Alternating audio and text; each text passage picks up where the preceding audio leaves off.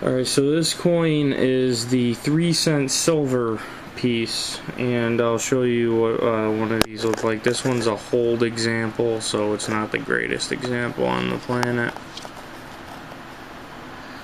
And the reason that these were made was because there was one of the main reasons was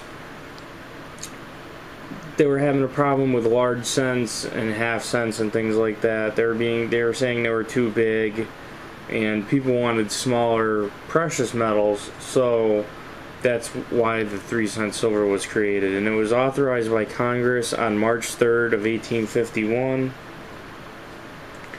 And it's the smallest U.S. coin. As you can see, this coin is very, very small. We'll put a penny next to it to show you a comparison. It's a very small coin. And the U.S. Treasury called it a trime, which is basically, it's like try for three, and along the lines of a dime.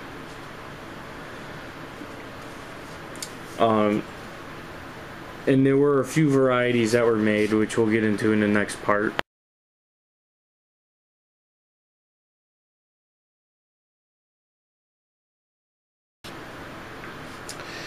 Okay, so design of the 3-cent piece. There were a couple of different types.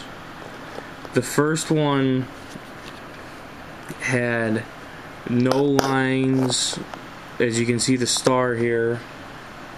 It had no lines bordering the six-pointed star. And then that was from 1851 to 1853. Then in 1854 to 1858, it had 2 lines, and from 1859 to 1873, it had 1 line. And it's a 6-pointed star on the front. It says United States of America around it, and it has the date at the bottom. Then on the other side, the reverse side of the coin,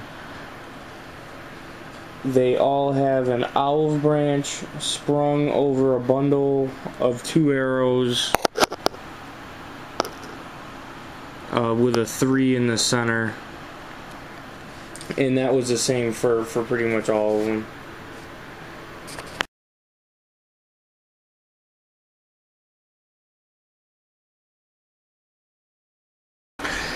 Okay, the designer was James B. Longacre, and we're not going to really give you a ton of detail here because we did for the Flying Eagle one, but he was appointed the director of the chief engraver of the U.S. Mint after Kirsten Gobrecht had passed away, and he was succeeded by William Barber when he passed away in 1869.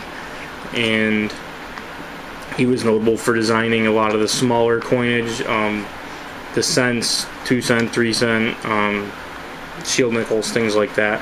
If you want a full detail, you can go back to the Flying Eagle video, and it will show you all you need to know about Longacre.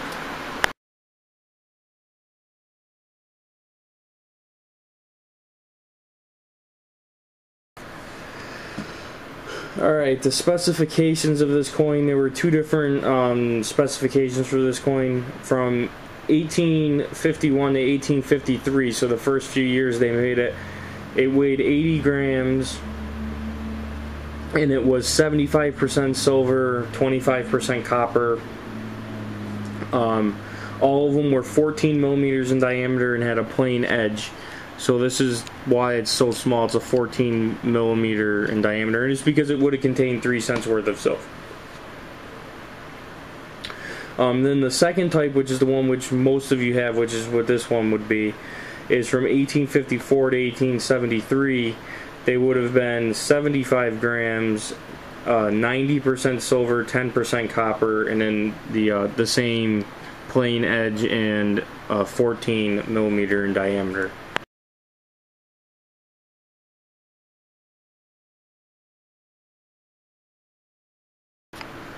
Alright, mints. All of them were made at the Philadelphia Mint, except for the 1851. They made some in New Orleans.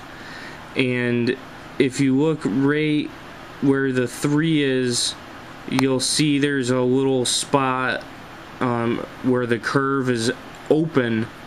That would be where the where you would see the O. So you would see it right in that little opening there. It's a little hard to see, but the rest were all Philadelphia, so no mint mark.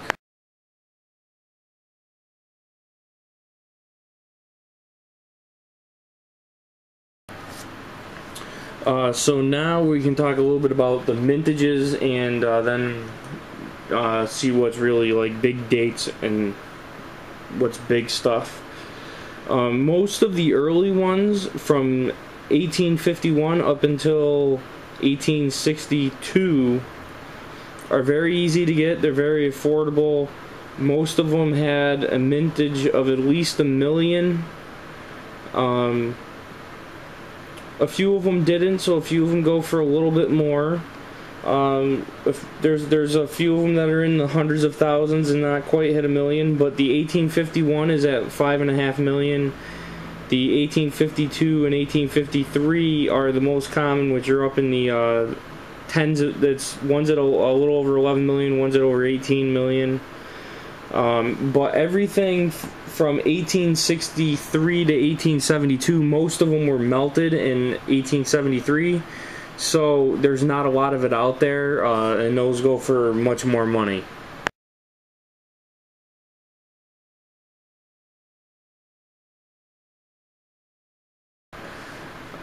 So again, now we're going to kind of talk about some key dates, and that's what's going to come in is anything after 1862, the price gets really high, mostly because the mintages were really low in the 20,000, 25,000 or less, and some of them, like the 1872 was only 1,000, and in 1873 they only made proofs.